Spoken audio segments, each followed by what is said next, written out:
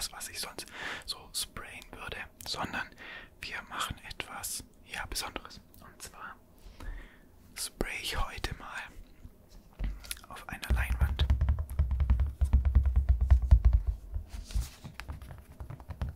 Und zwar kommt hier heute mein kleiner Hund drauf. Und zwar der Oscar. Und den habt ihr auch schon mal in einem Video gesehen, falls ihr das Community-Video von Kenny geguckt habt. Da ist er auf jeden Fall mit drauf, da habe ich ihn gefüttert. Hier nochmal ein kleiner Einspieler.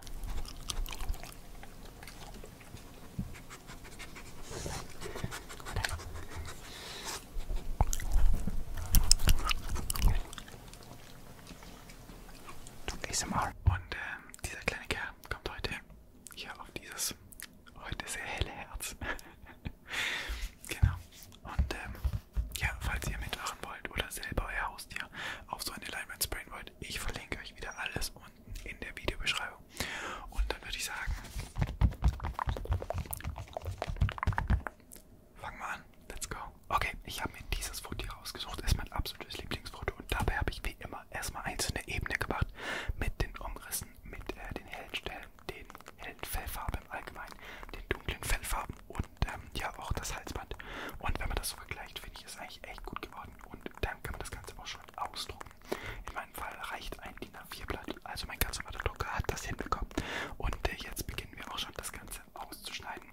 Wichtig ist, wenn ihr mit den Feinheiten anfangt, also mit den Outlines, dann solltet ihr auf jeden Fall darauf achten, dass das Ganze schön ausgeschnitten wird und dass ihr nicht irgendwie ein bisschen schlampiger seid dabei. Denn das Ganze ist am Ende wirklich wichtig, damit man das Objekt, das ihr gemacht habt, auch ja, schön seht und erkennt. Und wenn dann so unschöne Stellen drin sind oder Stellen, die nicht ganz ausgefüllt sind, ist das meistens nicht ganz so cool. Ja, auf jeden Fall, jetzt schneiden wir auch noch natürlich die Highlights aus und danach die Fellfarben. Ihr könnt dabei immer darauf achten, wie grob bzw. gründlich ihr sein müsst, je nachdem welche Farbe etwas weiter unten ist. Ja, kann man da auch mal ein bisschen ja, unpräzise sein. Jetzt sind wir auch schon in dem Spray-Prozess. Ich habe als allererstes mir eine kleine Markierung gemacht, dass das Ganze ungefähr an die Stelle soll, damit ich beim Ansetzen der anderen Schablonen eine Orientierung habe, weil wenn das Ganze nicht viereckig ist, also meine Leinwand nicht viereckig ist, habe ich meistens nicht so gute Punkte, wo ich da mich drin orientieren kann. Und deswegen habe ich das jetzt so gewählt.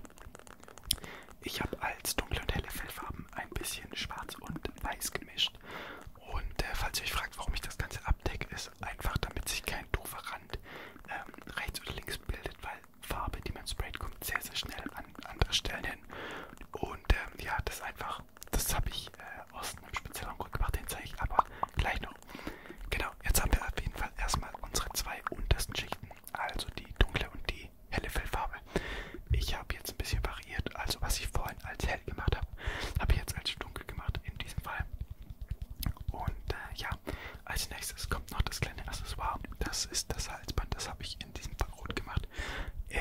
Leider sieht man das auf dem Bild bzw. auf dem Herz jetzt nicht ganz so gut, aber es ist da und ja, man nimmt es auf jeden Fall wahr. Jetzt kommt auf jeden Fall noch die Highlights, dabei immer darauf achten. Weiße Farbe ist ein bisschen anders aufzutragen, also die trocknet nicht ganz so schnell, zumindest die, wo ich benutze. Und ja, da habe ich gute Erfahrungen mitgemacht, wenn ich einfach von weiter oben gesprayt habe und ja, so ein bisschen locker, also nicht zu viel Druck, dass auch nicht zu viel Farbe drauf kommt, was ganz, ganz, ganz wichtig sein kann. Genau, und ja, jetzt kommt als letztes noch die wichtigste Schicht.